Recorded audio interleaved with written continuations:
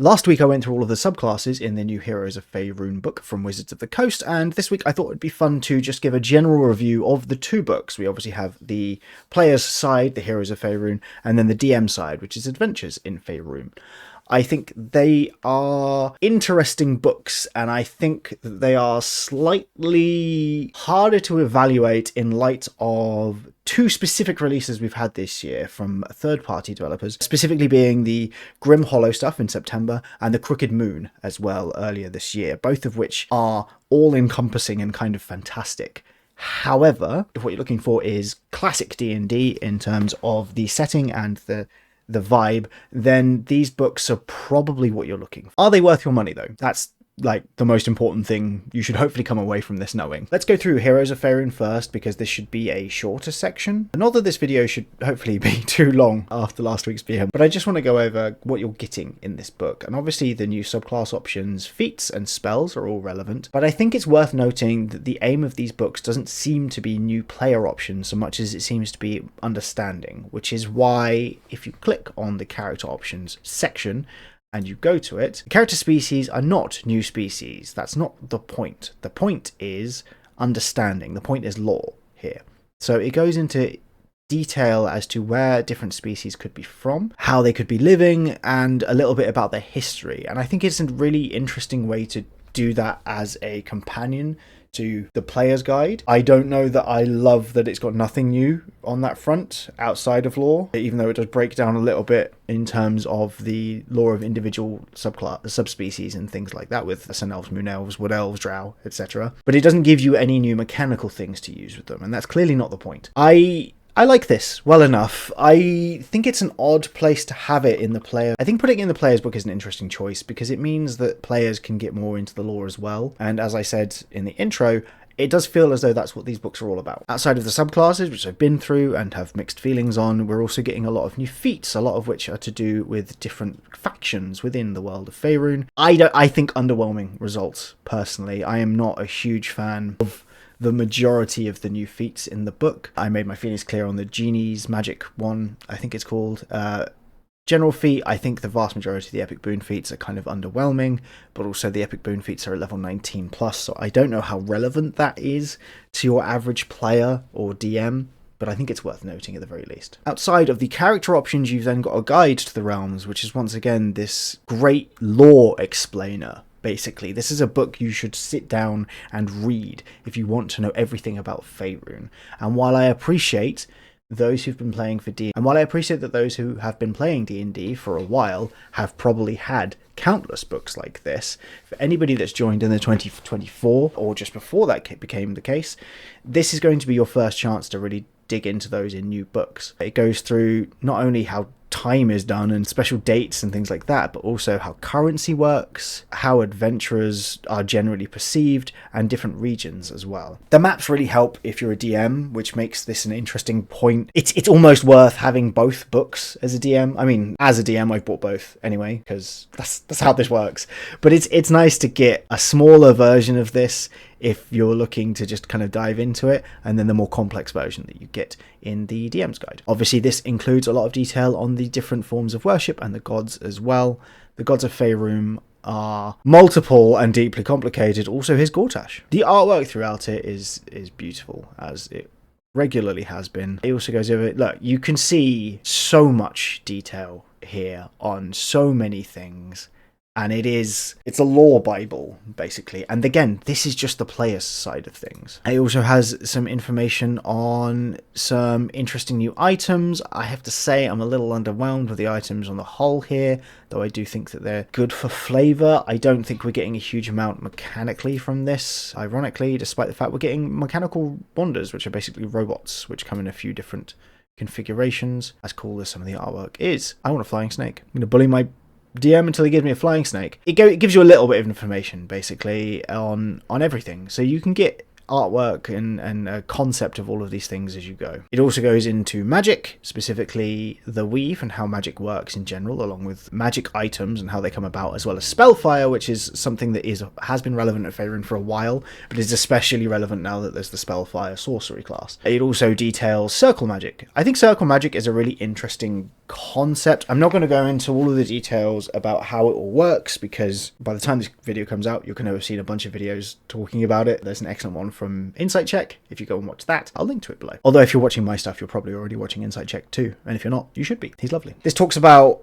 how this works. Again, I find this almost interesting that this is in the player book, because I do think this is something DMs are going to use a lot of, because some of the circle casting requires, as you can see, a lot of casters if you want to get the maximum increase and things like that. But it's a fun thing to do, and theoretically, because these spellcasters don't need to be especially powerful, you can just get hirelings or people in your bastion, for example, to work with it. The new spells are a mixed bag as well. It's nice to have an update to Blades of Disaster, which is slightly stronger if you're not critting, slightly weaker if you are critting. It's more consistent damage because you're rolling more dice, but they are of a smaller number. The dice are of a smaller size. The final full chapter is on the different factions, which goes into a brief description of how it all works, and it also gives you not only faction attitudes and kind of how you can work around with these different things, as well as what you might get by aligning yourself with these factions, which is amazing if you're going to be running a sandbox campaign, but also goes over some of the new bastion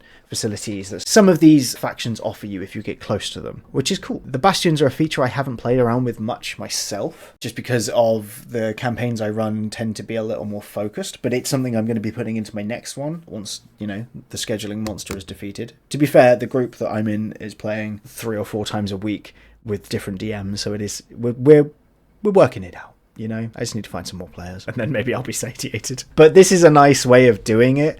I do wish there was an easier way to just find the bastion options, because having them all just listed as this is a little tough to search through. But I think that's just one of the limitations of the way that books are laid out in general. And then if you're feeling especially industrious, you can check out an incredibly detailed map of Faerun, which you're probably better off just saving down rather than zooming in on like that. It's good stuff. That's the end of the Heroes of Faerun one anyway. I think the Heroes of Faerun book, so the first part of the review, I guess, I think the Heroes of Faerun book is solid. I don't think it stands up to the same standards that we've seen from some third parties this year, with, as I said, Crooked Moon and Grim Hollow being standouts in my opinion. But if your aim is to run a high fantasy D&D campaign set in Faerun, then there's really no better book than this, including the player's handbook. So that is worth noting. So now we're going to talk about the DM facing side of things, the adventures in Faerun. I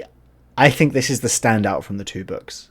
Personally, obviously this does not benefit players, outside of DMs having more stuff to pull from, obviously. But this isn't an adventure book in the traditional sense. It's not guiding you through which order you should do these things in or anything like that. It's giving you different adventures you can do in different orders, and you can kind of pull them together as you like, along with general explanations of how you can actually do that. It also talks about the fact that we're getting the supplements in the next few weeks. They don't seem to have been included with the early access of this book, which makes some sense. So on November 11th, we'll be getting Astarion's Book of Hungers and also Netherreal's Fall, I believe. And then on the 25th, I want to say we're getting Lorwyn First Light. As a Magic the Gathering fan, I think that's fair to say, I'm a little gutted that the Lorwyn book that we were teased on months ago is a little add-on thing instead of another full book. Lorwyn as a setting is fascinating because it plays with the light and the dark, which is something obviously we see thematically throughout different books, but is especially interesting in the world of Magic the Gathering. And it's also a plane filled with really interesting creatures and mechanics, and it's a shame that that's getting kind of stuffed into a smaller release as opposed to a proper one. But that's my personal disappointment on it. You don't have to be bothered by that. Anyway, chapter 1 goes over how you can run these adventures. Basically, it talks about character creation, low-level challenges, whether or not you should start at a higher level, depending on the group, how you can do flashbacks and all sorts of stuff. It also gives some general information on what you might want to do at various different points and how to handle everything, basically. This is a how you can run an adventure book.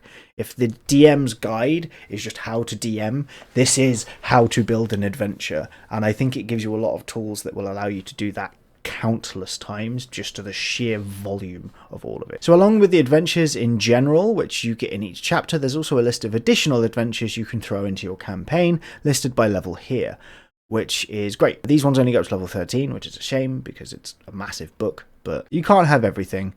I do think these are a little slim on the ground in terms of what you're going to be doing. There's very little fluff in general. It's nice to have the maps, of course, and I believe that those also work with maps on D&D Beyond, which is good. But it's worth noting that they're not all-encompassing. Each individual chapter, which goes through the Dale Lands, Icewind Dale, Kalimshan, Moonshade Isles, Baldur's Gate, the Lost Library of Kontos, maybe? They all involve a general adventure summary, the kind of vibe that you're going for in each individual place, a lot of background information that you can just, hoover up as you want to, and again, more fantastic maps. The maps alone might make this book worth it if you're running a campaign here. As you can see, each area is broken down into more sub-areas than you could possibly ever wrap your head around, including different adventures and enemies that you might meet in each individual area. So I think this is really aimed at being more of a sandbox kind of vibe than a hold your hand kind of vibe. But there are also individual stories that it goes through, which is great if that's what you're looking to do, along with specific things here. So it explains how you can run through different level adventures in different places as well, which is fantastic. These ones do go up all the way to the top, which is wonderful. It's nice to have adventures that do go up to level 20. So there is just so very much here if that's what you're after doing. This slightly more relaxed and detail light approach runs throughout the book. So the majority of chapters don't offer you the standard kind of adventure you might find in other places. Instead, you get an awful lot of information as to how things have worked, different environmental effects and things like that depending on the chapter that you're in, and then these slightly lighter kind of inferences to go through. I do like that it offers you different tables to roll on when you're determining different extreme weather conditions. So in Icewind Dale and in Kalimshan, where you've got the elements as a genuine enemy, you have to roll on different tables to determine the temperature, the wind, and the level of precipitation as well, or other environmental effects, which I do like because it's great for that sandboxy approach to things. This is the way with all of the chapters, and I don't dislike this approach. I do sort of wish the adventures gave slightly more details on how you should run campaigns, but I think the intention with this book isn't necessarily for it to be for new DMs. This is for DMs who've run an adventure or two and have a better idea of how to kind of weave those things together themselves, which is interesting because I think it's something that I don't feel like Wizards of the Coast does very often. I think it tends to be just pure adventure books. I could 100% be wrong on that. I have not read everything Wizards have ever done. I am just one man. But it is nice to see these inspiration points, basically, if that's what you're looking for. If you're looking for that spark to figure out what it is that you should be doing, how you should be running things, or how you can kind of put together your own adventure. I think that's really cool. We once again go over some magic items in this book as well. The ones of note tend to be artifacts. There's not a huge amount at lower rarities outside of the wonders. They're fine. I do love the bestiary. There's some hooks in here that I would 100% run a campaign around. Manshoon is an evil wizard who makes a lot of copies of themselves, and I think a campaign based around that would be amazing. There's also a werewife, which is sick, and I would 100% be up for having that at some point as well. And once again, the book ends with an Atlas of Faerun, which is nice. I stand by the fact I prefer the Adventures in Faerun book to the Heroes of Faerun book. I think they are a good combination. It's just they're not hitting as hard as some of the other books we had this year. I don't necessarily think they need to. Ultimately, it's hard to argue with the value of a book like this, given how many people use Faerun as their setting in campaigns, and both of these books offer an insight into that region and the peoples and the way that you can run things in them in a way that you're just not going to get from other resources, ultimately. I am looking forward to seeing what the DLCs, the supplements to these books are like, and I'm also really looking forward to seeing the Artifice at the end of the month, which we should get, I believe, based on early access. But yeah, those are my general thoughts. I do like them. As I said, whether or not they're worth it for you depends on the kind of campaign. I think there's a lot of inspiration in here for stuff within Faerun, and I think you can apply that to other campaigns too. But if you're aiming to run a campaign set in Troskenwald from the Crooked Moon, or obviously any of the Grim Hollow districts, then those books are going to be more valuable to you than this one is. It really depends on what you're looking for. I think in terms of player options, I don't think I rate these books as high as I do multiple other third party. Well, basically everything third party this year, I think, has been slightly stronger in terms of flavor and the fun factor. But I am always happy to see more player options, irrelevant of how I personally feel about them. I know that my players will make the most of them at some point, and I know that it's nice to have that many options. Although I do appreciate that with how many things we've had on D&D Beyond this year, it has been kind of overwhelming. Still, I'm happy to have options. I have so much ADHD, so it always makes me happy. But yes, if you enjoyed this slightly loose, chaotic review, do let me know. It's something I do enjoy doing. I realize the general reviews are never as structured as subclass reviews, and they're never going to be. I'm not aiming to go into every single aspect of these books. It's just a general overview, and hopefully it'll help you decide whether or not this is something you want to spend your money on. If you did enjoy this, please do like and subscribe. I will see you whenever the next time is, but in the meantime, do take care. Goodbye.